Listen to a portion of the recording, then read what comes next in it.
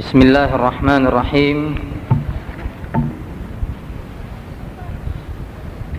Innal hamdalillah nahmaduhu wa nasta'inuhu wa nastaghfiruh wa na'udzu billahi min shururi anfusina wa min sayyiati a'malina. May yahdihillahu fala mudilla lahu wa may yudlil fala hadiya lahu. Wa ashhadu an la ilaha illallah wahdahu la syarika lahu wa ashhadu anna Muhammadan abduhu wa rasuluh sallallahu alaihi wa ala alihi wa sahbihi wa sallam. Alhamdulillah, kita melanjutkan pada hari ini kajian tafsir setelah kita lalui dua kajian sebelumnya, muqaddimah dan kajian pertama. Dan pada kajian pertama dari kajian tafsir yang lalu, kita telah menyelesaikan pembahasan tentang kalimat Bismillahirrahmanirrahim, kemudian tentang surat Al-Fatihah, nama-nama dan sebab-sebab penamaannya disertai dengan beberapa dalil dari Al-Quran dan dari Sunnah Rasul Sallallahu Alaihi Wasallam. Kita mengetahui makna Ar-Rahman dan makna Ar-Rahim dan perbedaan keduanya. Kapan dipakai kalimat Ar-Rahman dan kapan dipakai kalimat Ar-Rahim.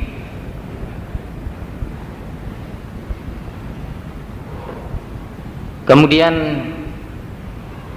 pada hari ini kita akan memasuki pembahasan tentang ayat Alhamdulillahi Rabbil Alamin. Sudah kita sebutkan dalam kajian yang lalu kenapa kita memulai pembahasan dan kajian tafsir kita dari surat Al-Fatihah. Dan insyaallah masing-masing ikhwan sudah mencatat alasan-alasan tersebut. Dan saya ulangi bahwa kajian tafsir kita ini akan berjalan sesuai dengan prinsip al-aham fal-aham, pembahasan terpenting dan perkara terpenting, kemudian yang terpenting berikutnya. Karena memang Al-Quran itu sangat panjang dan membutuhkan waktu yang sangat lama, sementara ajal kita sangat pendek. Kita memilih pada awalnya tafsir surat Al-Fatihah ini karena memang sangat penting. Di samping dia sebagai pembuka mushaf, saya ulangi, sebagai pembuka mushaf. Yang kedua, dikarenakan kita setiap hari dituntut untuk membaca dan memahaminya, membaca dengan bacaan yang benar sekaligus memahami makna-maknanya, dikarenakan kita setiap hari harus mengucapkannya dalam sholat kita. Tidak jarang kita dan saudara-saudara kita kaum muslimin mengeluhkan sulitnya untuk khusyuk di dalam sholat. Di antara sebab sulitnya khusyuk di dalam sholat adalah sulitnya kita memahami atau kurangnya kita memahami makna-makna dan tafsir ayat-ayat Al-Quran. Di samping di sana ada beberapa sebab yang lainnya. Dan kita tahu bahwa surat Al-Fatihah diberi nama, salah satu nama daripada surat Al-Fatihah itu adalah surat As-Salah. Kita sudah mengetahui sekian nama, mungkin 5 atau 6 atau lebih nama surat Al-Fatihah. Kenapa diberi nama surat Al-Fatihah dengan As-Salah? Mungkin secara singkat saya bertanya, Anda Al-Akh Mahdi. Karena Al-Fatihah merupakan rukun sahnya salat. Ini alasan pertama kenapa surat Al-Fatihah diberi nama As-Salah. Kemudian yang kedua alasannya, antum siapa, mukhlis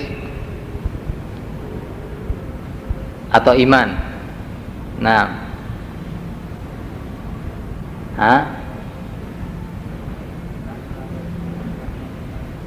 yakni karena dengan tegas Rasulullah menyatakan tidak sah, yakni menyebutkan dalil terhadap apa yang dinyatakan oleh al-akh, bahwa Rasulullah menyatakan la salata liman lam yaqra bi Fatihatil Kitab, tidak ada salat yang sah bagi barang siapa yang tidak membaca surat Al-Fatihah.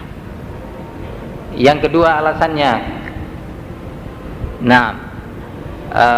barakallahu fikum, bahwa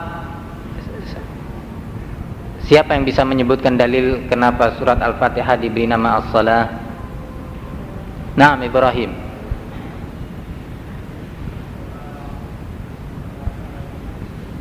Ya.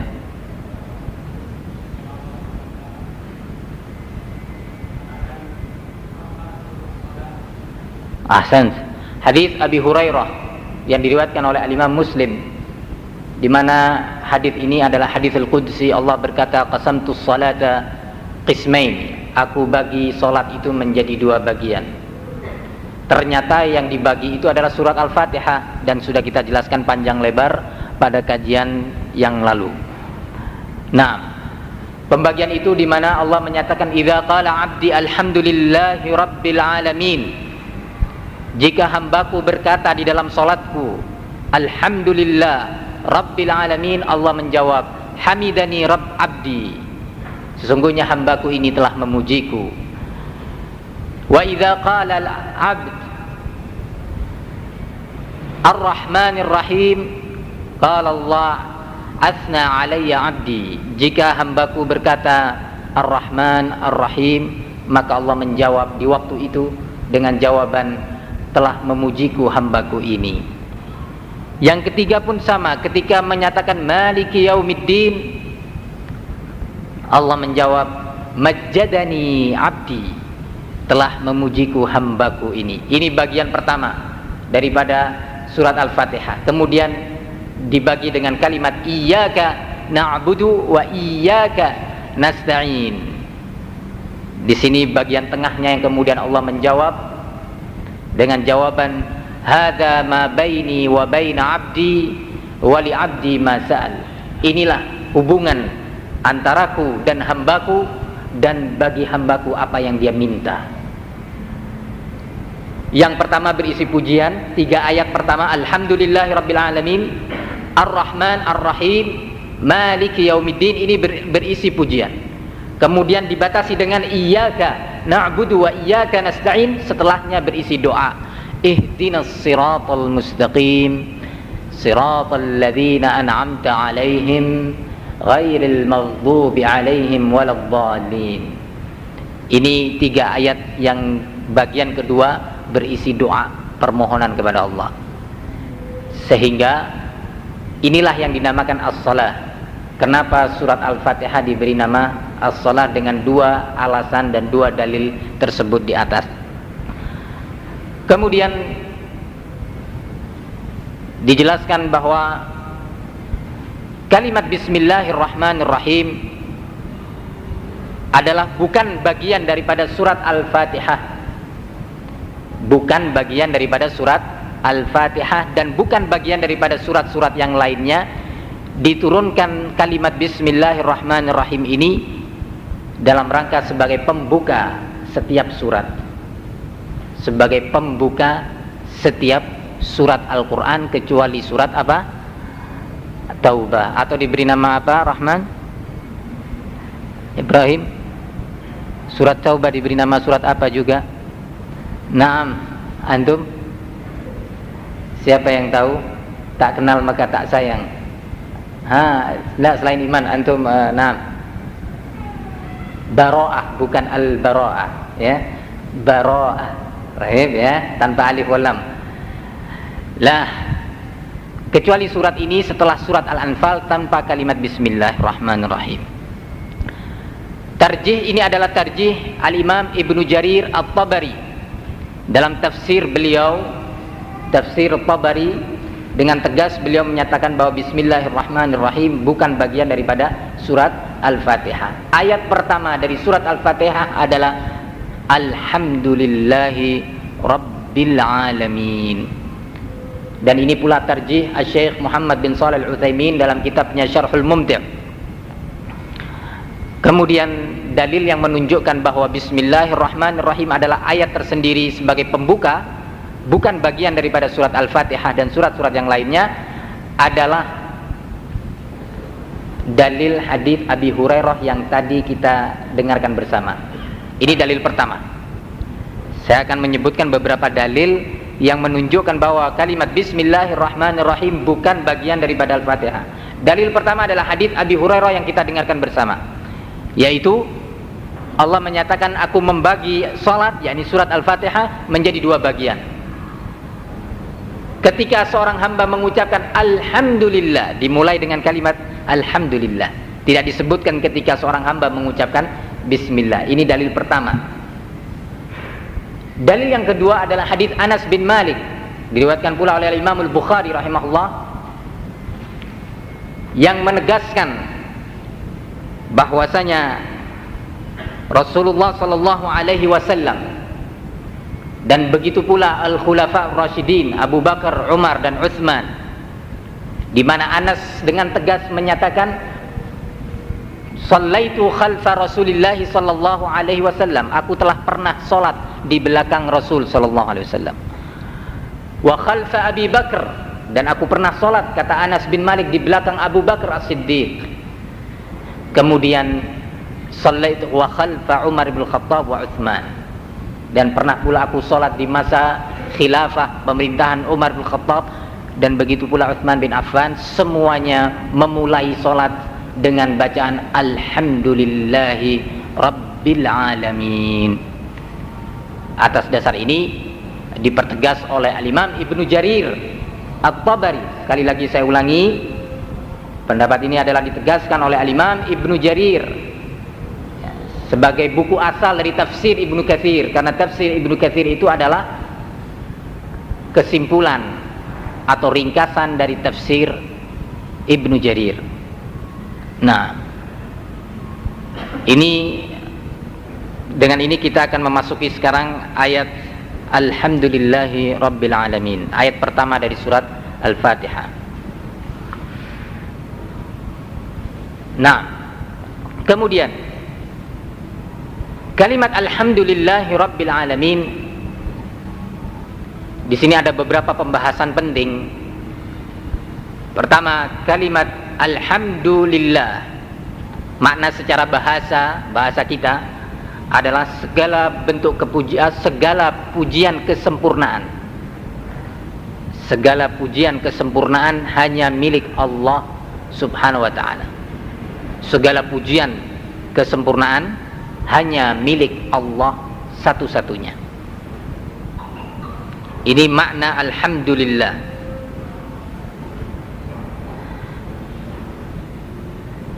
Segala pujian kesempurnaan Allah itu terkandung di dalam makna-makna Asmaul Husna.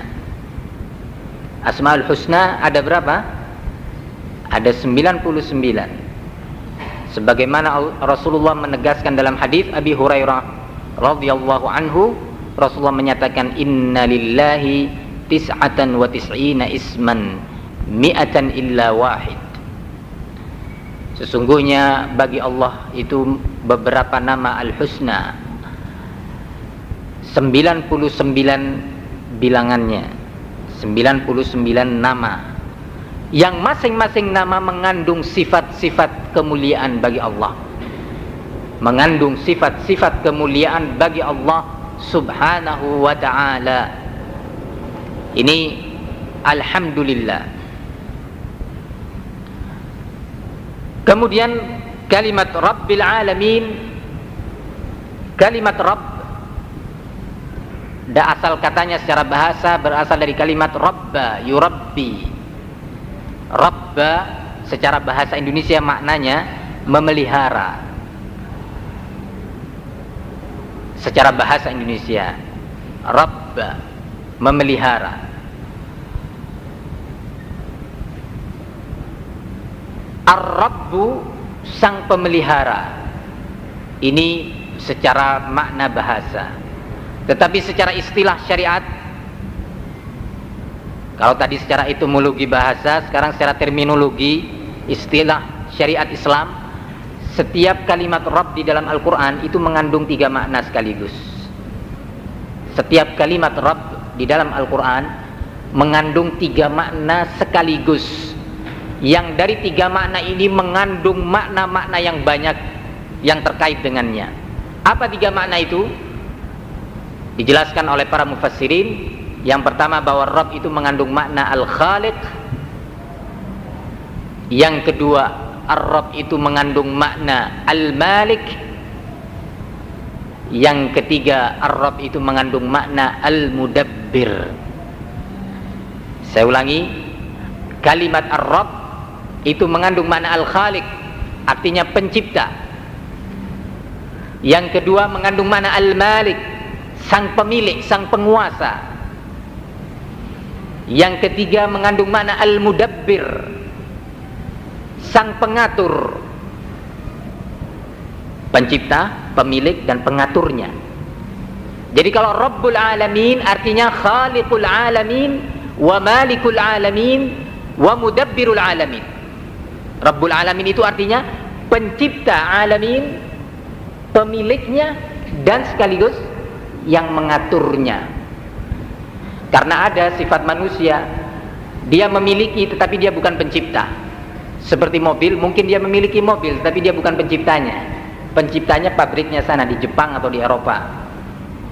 Mungkin dia sebagai pencipta, tetapi setelah dijual oleh pabrik dia tidak memiliki. Yang memiliki yang membeli.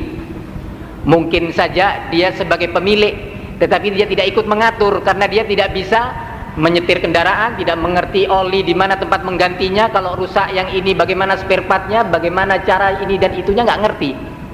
Dia hanya pemilik saja, dia punya uang beli mobil. Ini semua mungkin terjadi pada makhluk. Tetapi kalau Allah Rabbun Ar-Rabbu, maka mengandung 3 makna sekaligus: Khaliq, Malik, Mudabbir. Pencipta, pemilik, dan pengaturnya. Rabbul Alamin berarti Allah yang menciptakan alamin.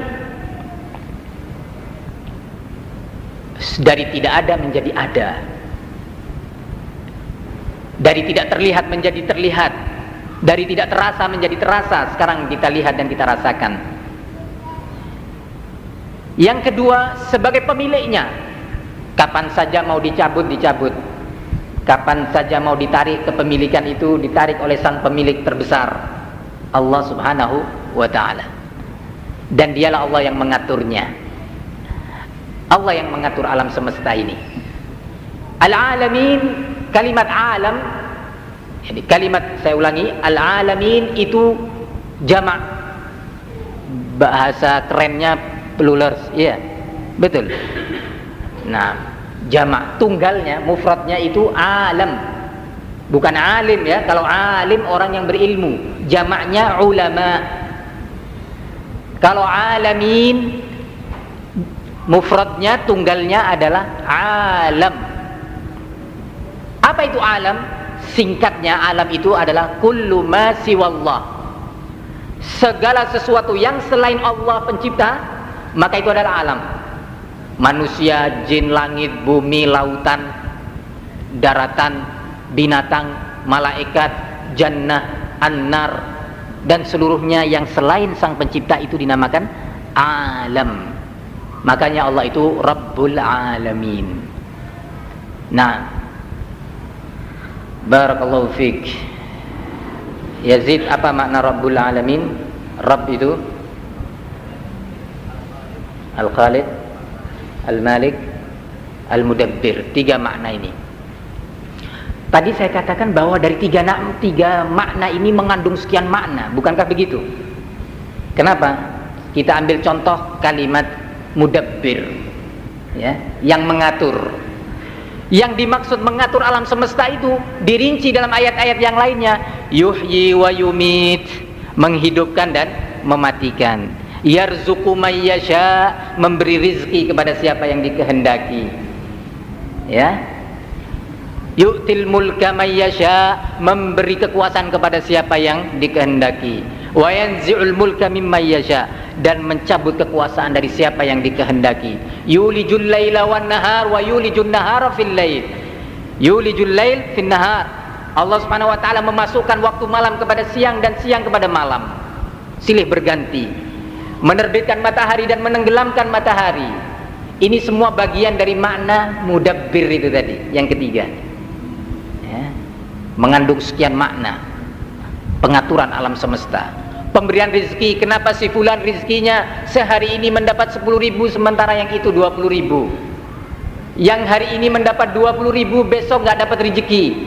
Kenapa? Semua yang mengatur siapa? Ar-Rabb. Dari sisi makna apa? Mudabbir. Jadi kalimat mudabbir mengandung makna razik, mengandung makna yuhyi, mengandung makna yumit, mengandung makna yulijul laila fin nahar wa yulijun nahara fil lail. Ini makna-makna mudabbir. Sehingga kalimat Ar-Rabbu ini kalimat yang sangat luas sekali maknanya. Atas dasar itu dipakai pada ayat pertama dalam surat ini. Alhamdulillah, segala pujian kesempurnaan hanya milik Allah Rabbil Alamin. Allah itu adalah Rabbul Alamin, pencipta, pemilik dan pengatur alam semesta. Sehingga ketika seorang membaca Alhamdulillahi Rabbil Alamin, dia ingat bahwa oksigen yang dia hirup ini diciptakan, dimiliki dan diatur oleh Allah. Berapa kapasitas yang akan masuk ke paru-paru kita diatur oleh Allah. Dia ingat kalau sang pemilik, karena oksigen masuk bagian daripada alam, ya, masuk dalam kalimat alamin itu tadi. Kalau Allah cabut oksigen ini, selesailah hidup saya. Nah, dan seterusnya. Saya ini sekarang sholat di atas bumi. Bumi ini milik Allah. Kalau Allah menghendaki bumi ini sekarang hancur, selesailah saya. Dia ingat Alhamdulillahi Rabbil Alamin. Kemudian kalimat Ar-Rabb, tadi saya sebutkan asal kata secara subjeknya apa? Rabba, memelihara. Dijelaskan oleh para ulama bahwa Rabba yurabbi tarbiyatan, tarbiyah. Tarbiyatullah terbagi menjadi dua. Pemeliharaan Allah kepada makhluk-makhluknya terbagi menjadi dua jenis pemeliharaan. Saya ulangi, Rabba yurabbi itu maknanya memelihara. Pemeliharaan Allah Subhanahu wa ta'ala kepada makhluknya ini mencakup dua jenis. Jenis yang pertama dinamakan tarbiyatun ammah. Jenis yang kedua dinamakan tarbiyatun khassah. Tarbiyah yang bersifat umum, dan yang kedua tarbiyah yang bersifat khusus. Tarbiyah yang bersifat umum itu mencakup diciptakannya makhluk dari tidak ada menjadi ada, kemudian diberinya hidayah oleh Allah Subhanahu wa ta'ala dalam bentuk seorang anak mengerti siapa induknya, mengerti siapa ibunya. Dia faham seorang manusia makanannya itu adalah nasi dan yang semisalnya, bukan rumput. Berbeda dengan makhluk Allah yang lain yang namanya misalkan kambing. Kambing mengerti yang mana ibunya ketika dilahirkan. Sang ibu faham, ini anak saya. Ini hidayah dari Allah, termasuk tarbiyah, termasuk bentuk pemeliharaan alam, tapi masih bersifat umum. Hampir semua makhluk Allah mendapatkan jenis ini. Hampir semua jenis makhluk Allah mendapatkan jenis tarbiyah yang pertama yang dinamakan dengan tarbiyah apa? Tarbiyatun ammah, tarbiyah yang bersifat umum. Dia faham, kambing nggak mungkin memakan daging karena daging bukan makanannya. Begitu juga singa, ya, walaupun di hutan ada rumput, dia tidak akan memakan rumput. Dia paham makanan dia adalah daging. Dan seterusnya. Ini bentuk dari apa? Pemeliharaan Allah yang bersifat umum. Begitu juga angin bergerak dari satu tempat ke tempat yang lainnya, yang kemudian dikaji bahwa angin itu bergerak dari tekanan yang rendah ke tekanan yang tinggi. Betul ya? Atau saya keliru? Dr. Abdurrahim, terbalik, dari tekanan tinggi menjadi tekanan rendah. Betul. Nah, alhamdulillah. Jadi inilah tarbiyatullah azza wa jalla. bentuk tarbiyah yang sifatnya umum, semua makhluk mendapatkannya, semua jenis makhluk mendapatkan. Lah, jenis tarbiyah yang kedua yang terkandung dalam kalimat Rabbul Alamin adalah tarbiyah yang bersifat khusus. Apa itu tarbiyah yang bersifat khusus? Pemeliharaan yang seperti apa yang bersifat khusus? Pemeliharaan yang bersifat hidayah menuju al-haq, hidayah menuju iman, hidayah menuju Islam, hidayah menuju takwa. Ini bentuk pemeliharaan Allah, salah satu bentuk pemeliharaan Allah terhadap alam semesta. Setiap manusia yang dilahirkan oleh Allah sudah dilakukan tarbiyah, bentuk pemeliharaan. Apa itu? Rasulullah menyatakan kullu mauludin yuladu 'alal fitrah. Setiap yang dilahirkan itu mesti dilahirkan dalam keadaan fitrah, sesuai dengan kebenaran. Ini bentuk pemeliharaan Allah terhadap alam yang diberikan kepada manusia secara umum. Kemudian ketika manusia itu baligh dan dewasa, Allah memberi tarbiyah pula. Diberikan tarbiyah itu dalam bentuk iman, dimasukkanlah perasaan iman dan Islam kepada kalbu. Ini semua datangnya dari Allah Subhanahu wa ta'ala. Yang mendapatkan jenis tarbiyah yang kedua ini adalah orang-orang yang beriman, kaum mukminin, hamba-hamba Allah Subhanahu wa ta'ala yang dicintainya. Ini secara global makna kalimat Rabbul Alamin. Sehingga ketika kita membaca Alhamdulillahi Rabbil Alamin, kita faham apa makna tersebut. Kemudian kita menginjak kepada ayat yang berikutnya, yaitu ayat Ar-Rahman Ar-Rahim.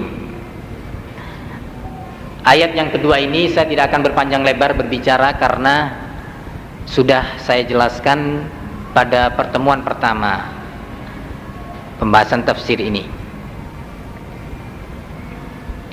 Kita langsung memasuki ayat yang ketiga, yaitu ayat Maliki Yaumiddin. Maliki Yaumiddin. Sebelum kita memasuki makna-makna ayat ini, kalimat Maliki boleh dibaca dengan dua bacaan, dan kedua bacaan ini dibenarkan oleh Al-Imam Ibnu Jarir dan Al-Imam Ibnu Katsir serta para qurra, para mufassirin yang lainnya. Boleh dibaca dengan kalimat Maliki Yaumiddin, boleh dibaca dengan Maliki Yaumiddin. Saya ulangi, yang pertama panjang, setelah mim ada madnya, Maliki. Yang kedua Maliki, maknanya sama. Kedua bacaan ini boleh dibaca, silahkan. Tetapi kalau kebetulan makmumnya dia jadi imam, ya, dia kebetulan jadi imam, makmumnya nggak mengerti, jangan membaca yang seperti ini, malah jadi fitnah nanti. Nah, perlu disampaikan dulu bahwa inilah cara-cara membaca Al-Quran. Boleh dibaca Maliki Yaumiddin, boleh dibaca Maliki Yaumiddin. Apa itu? Enggak, tidak merubah, karena i'rab itu adalah hukum tentang akhir kalimat. Sementara ini kaitannya dengan bangunan kalimat. Ya. Kalau i'rab itu berkaitan dengan dibaca maliki atau maliku atau malika. Itu kaitannya dengan i'rab. Tapi kalau dibaca maliki atau maliki atau maliki, ya, itu berkaitan dengan sharf. Jadi tidak merubah i'rab makna daripada kalimat tersebut. Oleh karena itu Ibnu Katsir dengan tegas menyatakan dua bacaan ini adalah bacaan yang benar, dengan yang manapun seorang qori membacanya benar. Nah, ini cara membaca kalimat maliki atau maliki. Nah, kemudian kalimat malik secara bahasa boleh diartikan sebagai pemilik atau penguasa.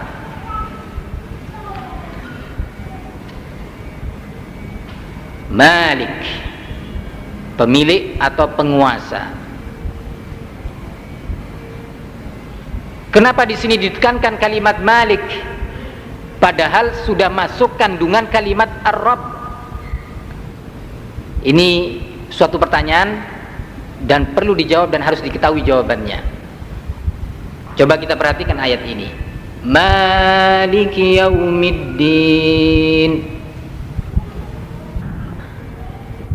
Allah Subhanahu wa ta'ala dalam ayat yang ketiga ini menyatakan bahwa dirinya sebagai penguasa, pemilik hari pembalasan. Hari pembalasan itu, di hari itu, di padang mahsyar, padang mahsyar itu sendiri masuk bagian daripada alamin, masuk bagian daripada alam. Tetapi kenapa dikhususkan dengan penyebutan di sini? Jawabannya adalah untuk mengingatkan hamba-hamba Allah bahwa semua kita akan kembali kepada Allah. Semua kita akan dibangkitkan menuju kepada suatu hari di mana sang penguasa mutlaknya adalah Allah. Sang hakimnya itu adalah Allah yang berkuasa mutlak, yang mana pada hari itu Allah Subhanahu wa ta'ala melarang hamba-hambanya secara keseluruhan untuk berbicara, siapapun dia posisinya di dunia. Ini makna kalimat Malik Yaumiddin. Kenapa yang dipakai kalimat Malik? Kok tidak nama-nama Allah yang lainnya? Ada beberapa hal penting yang mungkin perlu disebutkan, bahwa kalimat Malik itu bisa diartikan sebagaimana saya sebutkan tadi sebagai penguasa. Di sini sebagai teguran, ya, teguran kepada orang-orang yang kebetulan di dunia ini memiliki kekuasaan, baik kekuasaan sebagai kepala rumah tangga atau kekuasaan dalam bentuk apa saja, ya, menguasai manusia atau menguasai benda. Maka pada hari itu kekuasaan itu hilang dan tunduk di bawah Sang Malik, Allah Subhanahu wa ta'ala. Tunduk kepada Sang Malik, yaitu Allah Subhanahu wa ta'ala. Oleh karena itu di antara nama Allah Al-Malik, di antara nama Allah adalah Al-Malik. Ada orang namanya Abdul Malik, ya, sebagaimana ada nama Abdurrahman, Abdurrahim, Abdul Majid dan yang lainnya. Di hari itu Allah Subhanahu wa ta'ala menegaskan di dalam surat Ghafir ayat yang ke-16. Di dalam surat Ghafir ayat yang ke-16 Allah menyatakan, yauma barizuna la yakhfa 'ala Allahi minhum syai'. Di hari di mana mereka semua umat manusia ini ditampakkan dan dimunculkan, ditampilkan oleh Allah Subhanahu wa ta'ala. Di hari itu pula tidak ada satu perkara pun tersembunyi di hadapan Allah Subhanahu wa ta'ala. Tidak ada satu perkara pun tersembunyi di hadapan Sang Malik. Disitulah kemudian Allah menyatakan dengan tegas kepada mereka, limanil mulkul yaum. Allah menyatakan kepada mereka semuanya, limanil mulkul yaum. Siapa yang memiliki kekuasaan mutlak pada hari ini? Semuanya terdiam. Yang raja, yang penguasa, yang semuanya terdiam, tidak bisa berbuat apa-apa pada hari itu. Diam 1000 bahasa. Allah dengan tegas menyatakan, limanil mulkul yaum. Siapa yang memiliki kekuasaan pada hari ini? Kemudian Allah menjawabnya dengan tegas, lillahi al-wahidil qahhar. Hanya milik Allah lah satu-satunya al-wahid. Al-wahid salah satu nama Allah. Oleh karena itu ada orang namanya Abdul Wahid, ya. Ada orang namanya Abdul Wahid. Al-Wahid itu nama dari sekian nama-nama Allah. Lillahi al-wahidil qahhar. Hanya milik Allah yang satu, yang esa, al-qahhar, yang maha memaksa kehendaknya. Tidak seorang pun bisa berkehendak jika Allah telah menghendaki. Ini dipertegas kenapa Allah Subhanahu wa taala memakai kalimat maliki, karena pada hari itu al-mulku, kepemilikan dan kekuasaan hanya milik Allah Subhanahu wa taala. Para hadirin jamaah majelis taklim yang saya muliakan, bahkan diriwayatkan oleh Al-Imam Al-Bukhari dan Al-Imam Muslim rahimahullah dari hadis seorang sahabat yang dikenal dengan Abu Hurairah radhiyallahu anhu, bahwasanya Rasulullah sallallahu alaihi wasallam menyatakan bahwasanya Allah Subhanahu wa taala berkata di yaumil qiyamah, yaqulu anal malik aina mulukul ard. Pada hari itu Allah menyatakan, saya al-malik, kata Allah, saya adalah penguasa. Kemana itu penguasa-penguasa bumi? Mana Firaun, mana Qarun, mana penguasa-penguasa bumi yang lainnya? Coba keluar, mana? Allah dengan tegas menantang pada hari itu, dan tidak ada satupun yang bisa bersuara, menunjukkan semuanya sama-sama rendah di hadapan Allah Subhanahu wa ta'ala, tidak memiliki kekuasaan apapun. Penguasa dan yang dikuasai pun pada hari itu sama kedudukannya di hadapan Sang Malik Al-Wahid Al-Qahhar. Kemudian Allah menyatakan, ainal jabbarun, dan mana itu orang-orang yang kejam di muka bumi, mana itu mereka? Pada hari itu pun tak seorang pun yang bisa menjawab, yang dahulu memiliki kekuatan besar di muka bumi. Jika ada orang yang mengganggunya atau bersuara miring tentangnya, maka dia akan mengeluarkan kekuatannya di dunia ini. Tetapi di hari itu Allah menyatakan ainal jabbarun.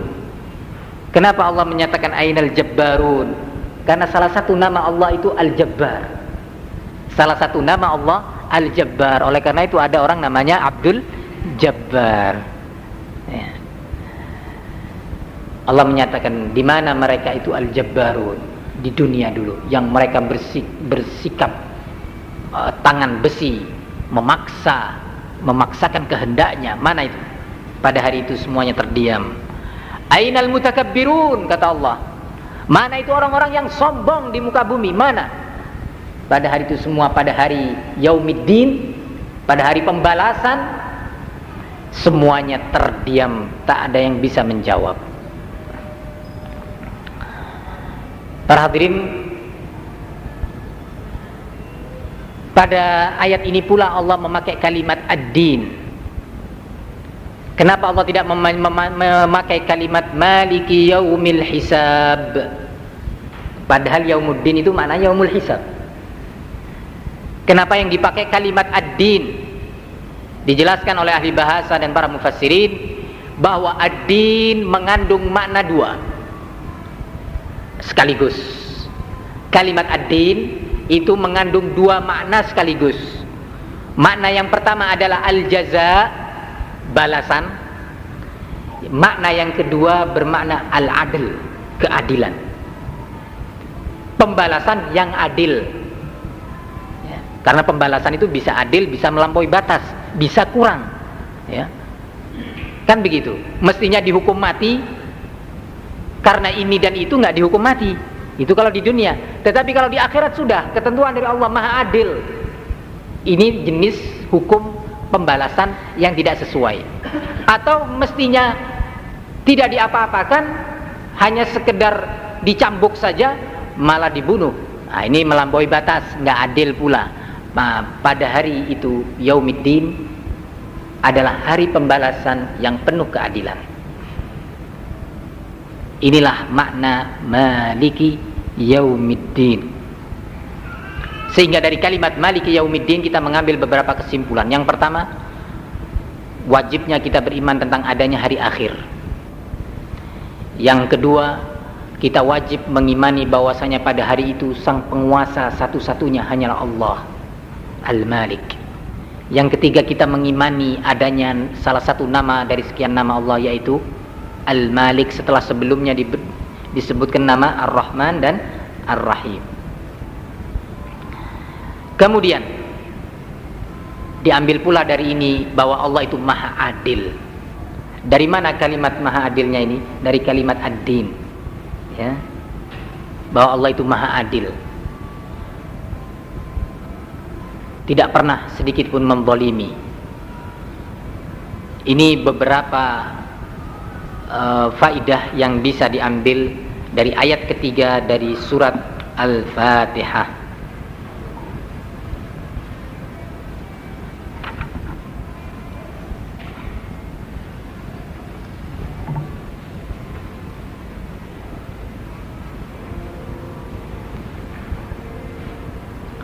Kemudian ayat yang keempat.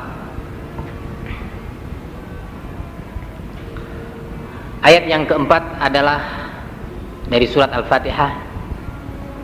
Firman Allah, Iyyaka na'budu wa iyyaka nasta'in. Saya ulangi, Iyyaka na'budu wa iyyaka nasta'in. Bacaan lengkapnya atau singkatnya, Iyyaka na'budu wa iyyaka nasta'in. Lah, di sini ada satu hal yang harus diperhatikan dan harus diketahui, bahwa kalimat iya pada huruf ya itu ada syaddah, ya, ada syaddahnya, sehingga cara membacanya iya. Coba perhatikan, ada dua ya. Iyyaka. Kenapa begini? Karena kadang-kadang tanpa dirasakan oleh sebagian muslim saudara kita dibaca dengan tanpa syaddah. Padahal kadang-kadang lantunannya juga enak dia membaca. Mungkin dia seorang imam ataukah Maliki yaumiddin Iyyaka na'budu wa iyyaka nasta'in, tanpa ada syaddah. Yang semestinya Iyyaka na'budu wa iyyaka nasta'in. Kenapa? Sangat berbahaya.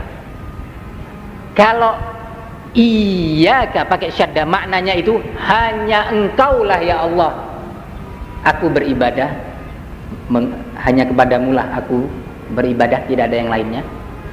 Tetapi kalau dibaca tanpa syaddah, dibaca Iyyaka, maka artinya kalimat iya, ya, iya, hamzah pakai kasrah, kemudian ya dan alif, sama tulisannya persis.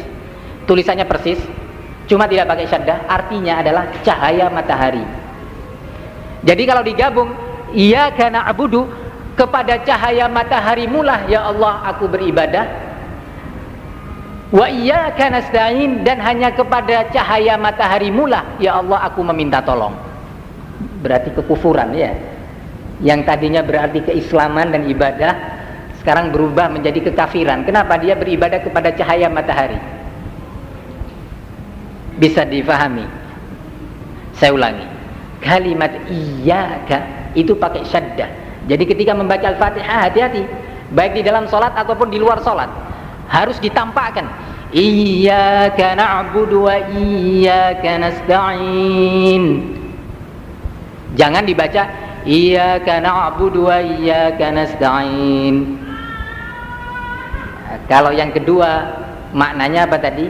Hanya kepada cahaya matahari mulah ya Allah aku beribadah, dan hanya kepada cahaya matahari mulah ya Allah aku minta tolong.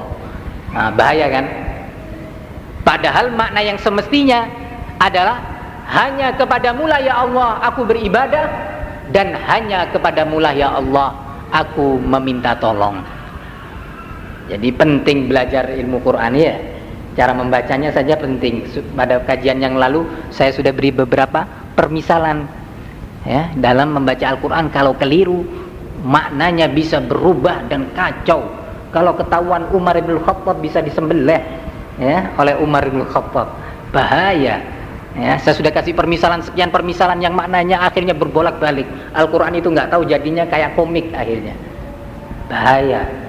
Oleh karena itu penting bagi saudara-saudara kita semuanya, kita umat Islam wajib untuk belajar tentang bagaimana mengucapkan huruf-huruf Al-Quran. Kalau tajwid itu hukumnya mustahab saja. Dilakukan baik dia mendapatkan pahala, ya. Tidak dilakukan dia tidak berdosa. Tetapi belajar tentang makhraj huruf, tempat keluarnya huruf-huruf Al-Qur'an itu wajib kepada masing-masing pribadi muslim. Kalau tidak berbahaya sekali. Nah, berbahaya sekali. Karena kebetulan ada yang belum hadir, saya kasih permisalan yang telah lalu. Ya. Surat apa? Al-Qari'ah. Iya. Bacaan yang betul Al-Qari'ah, mal Qari'ah, wa ma adraka mal Qari'ah. Pakai apa? Ain. Sebagian kadang-kadang imam-imam masjid, maaf saja, dengan lantunan yang kadang-kadang mirip Imam Sudais yang di Masjidil Haram, ya, atau mirip yang lainnya. Dia baca Al-Qari'ah mal Qari'ah wa ma adraka mal Qari'ah. Kalau yang pertama tadi artinya hari kiamat. Tahukah kalian apa itu hari kiamat? Karena Al-Qari'ah pakai ain salah satu nama dari sekian nama hari kiamat. Tapi kalau diganti Al-Qari'ah pakai hamzah, maknanya adalah sang pembaca wanita. Tahukah kalian apa itu sang pembaca wanita? Qari'ah pembaca wanita, kalau pembaca laki qari, ya. Bahaya ini, bahaya sekali. Maka penting untuk disosialisasikan, ya. Jangan merasa gengsi, ini agama, ini Islam. Kita harus belajar tentang bagaimana mengucapkan huruf-huruf Al-Quran dengan tepat. Kemudian iyyaka na'budu wa iyyaka nasta'in adalah sebagaimana tadi saya katakan bahwa ayat ini adalah sebagai ayat penjelas hubungan seorang hamba dengan Rabb-nya. Apa hubungan manusia, hamba-hamba Allah dengan Rabb-nya? Adalah jawabannya hubungan iyyaka na'budu wa iyyaka nasta'in. Nah, di sini ada beberapa hal yang harus dijelaskan. Bahwa asal kata kalimat iyyaka na'budu wa iyyaka nasta'in secara tertib bahasa Arab adalah na'budu iyyaka wa nasta'inu iyyaka, atau udah boleh disikat na'buduka wa iyyaka, na'buduka wa iyyaka, atau na'buduka wa nasta'inuka. Saya ulangi, secara tertib bahasa asal katanya na'buduka wa nasta'inuka. Tetapi kenapa kemudian menjadi iyyaka na'budu wa iyyaka nasta'in? Ini bagian juga dari tertib bahasa Arab. Kenapa berpindah dari tertib asal, aturan asalnya menjadi aturan yang kedua, mengandung makna balaghah yang luar biasa. Kalau arti kalimat na'buduka, saya beribadah kepadamu. Ini artinya. Na'buduka maknanya adalah saya beribadah kepadamu. Nasta'inuka artinya saya meminta tolong kepadamu, atau nasta'inu bika. Tetapi ketika dibalik seperti ini susunannya iyyaka na'budu, maknanya berubah. Kalau dalam bahasa Indonesia aturan awal itu apa? Subjek, predikat, objek kan? Iya. Susunan bahasa Arab pun sama. Na'buduka itu subjek, predikat, objek. Tetapi sekarang objeknya dimajukan, ya, menjadi iyyaka na'budu. Susunannya menjadi objek, subjek, predikat. Apa tujuannya? Kenapa menjadi seperti ini? Dijelaskan oleh para ulama mufassirin dan ahli bahasa, ahli balaghah, bahwa makna ini mengandung pengertian pengkhususan. Artinya adalah hanya kepadamulah ya Allah satu-satunya aku beribadah. Coba perhatikan, beda jauh ya maknanya. Kalau saya mengatakan saya beribadah kepadamu, tidak menutup kemungkinan saya juga beribadah kepada benda lain atau sesuatu yang lainnya, karena saya tidak mengkhususkan peribadatan. Tetapi ketika saya menyatakan iyyaka na'budu wa iyyaka nasta'in, maknanya adalah hanya kepadamu satu-satunya kami beribadah, dan hanya kepadamu ya Allah satu-satunya kami memohon pertolongan. Ini makna secara balaghahnya, sehingga ini sangat penting sekali untuk diketahui. Nah, dalam terjemahan Al-Quran pun makna-makna balaghah ini tidak boleh dilupakan, harus disertakan, sehingga tidak mengurangi makna yang dikehendaki oleh Allah, tidak mengurangi makna yang dikehendaki oleh Allah. Ini penting. Maka juga kalimat la ilaha illallah itu mengandung makna yang luar biasa dalam balaghah. Kalau seandainya Abu Jahal suruh mengatakan Allahu Rabbul Alamin, maka mereka akan menjawab, Abu Jahal dan kawan-kawannya, Allah Rabbul Alamin. Tetapi Rasulullah diperintah oleh Allah untuk menyampaikan kalimat la ilaha illallah. Mereka tahu, Abu Jahal tahu apa makna ini, makanya dia menyatakan enggak, saya enggak mau.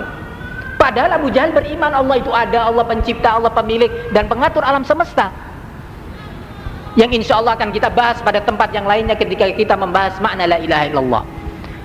Coba Abu Jahal, Abu Lahab dan yang lainnya suruh mengucapkan Allahu Rabbun, Allah itu adalah Rabb, maka dengan serta-merta menyatakan, sini wahai ponakanku Muhammad, tak peluk kamu, Allahu Rabbun. Ya, nggak ada perang Uhud, nggak ada perang Badar, nggak ada hijrah. Ya, nggak ada, karena Abu Jahal mau menerima. Tetapi ketika dakwah Rasul itu la ilaha illallah, tahu Abu Jahal, karena Abu Jahal berbahasa Arab, nggak perlu belajar apa, shoraf, nahu, balaghah, nggak perlu belajar. Ya, oh maksudnya Muhammad begini. Sudahlah Muhammad, tinggalkan dakwah ini.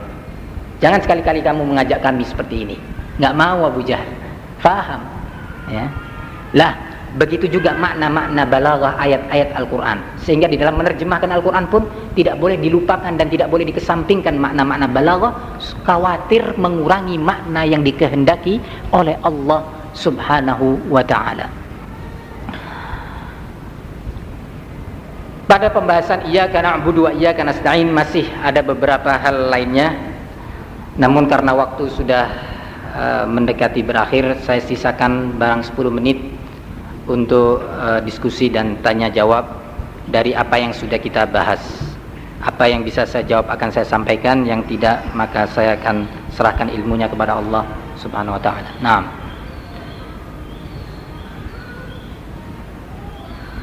Naam, tafadhal.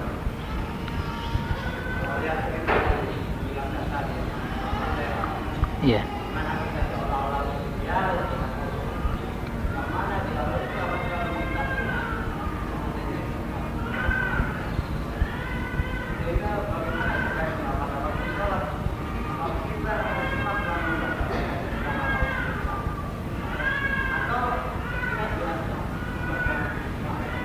Iya.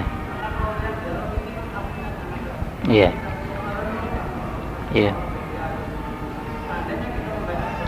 Iya. Hilang. Betul.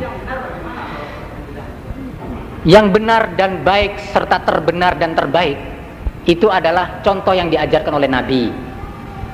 Karena Nabi manusia terbaik di dalam menerapkan syariat Allah Subhanahu wa ta'ala.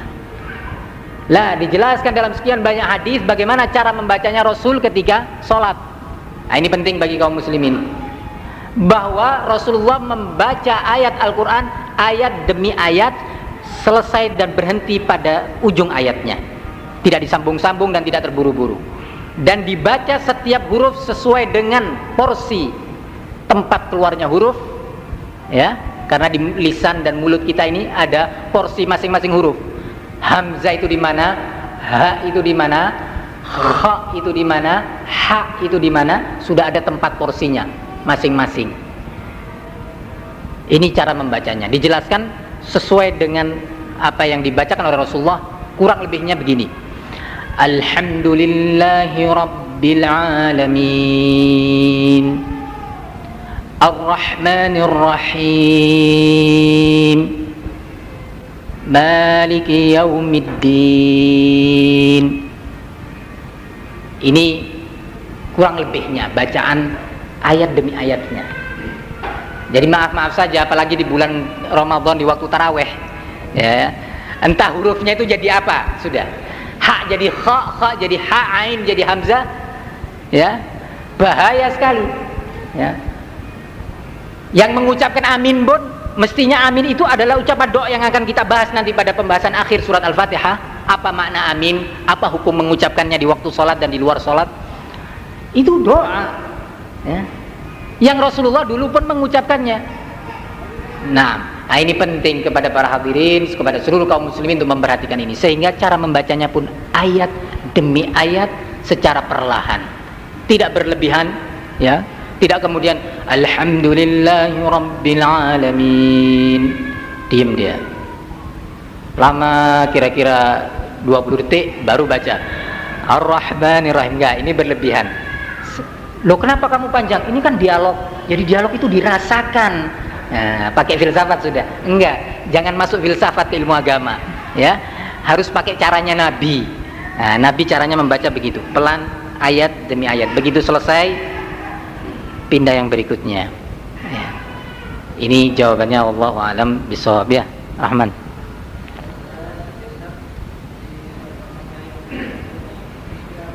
Pada ayat pertama.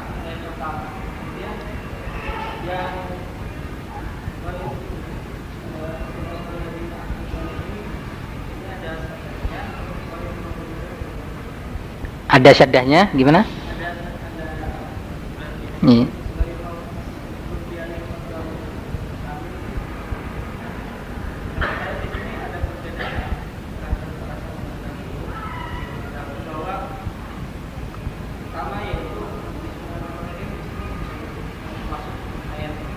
Iya.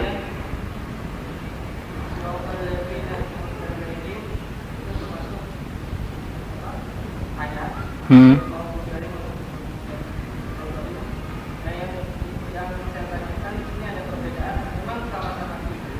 Hmm.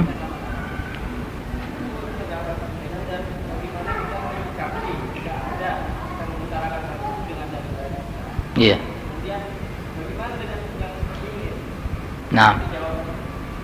Ya, di dalam mushaf yang sering kita dapat ini, bahwa termasuk kitab tafsir yang ada ini, rata-rata memang kalimat Bismillahirrahmanirrahim tertera di sana ayat pertama, tertulis angka 1. Nah, ini rata-rata mushaf yang tertulis. Kenapa seperti ini?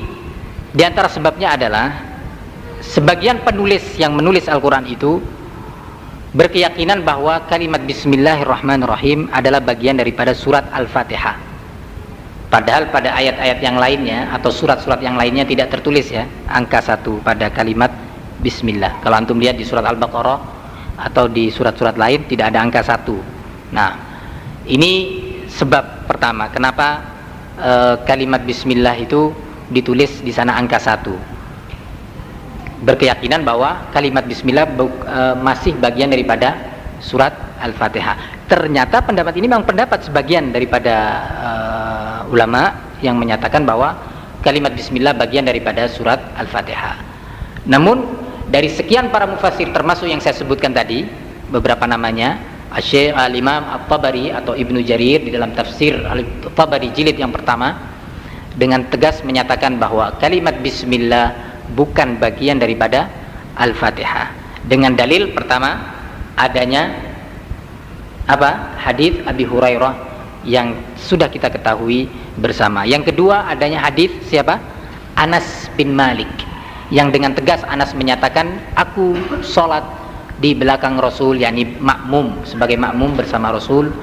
Kemudian Rasulullah meninggal, aku sholat di belakang Abu Bakar As-Siddiq, khalifah yang pertama. Kemudian Abu Bakar meninggal, aku sholat di belakang Umar dan di belakang Utsman. Termasuk Utsman salah satu penulis wahyu, kan begitu?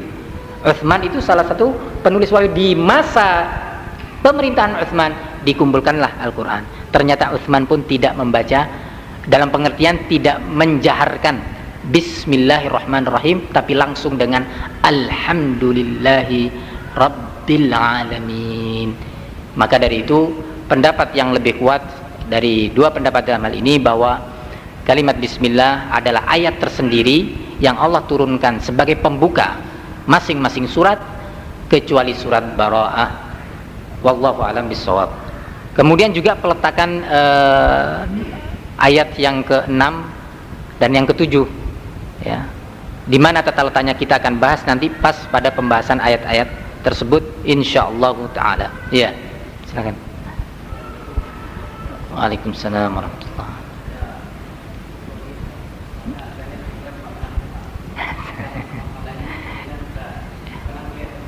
Lulusan SMA kan? Sama, jangan grogi, saya lulusan SMA. Sama juga, pernah sedikit. Ya.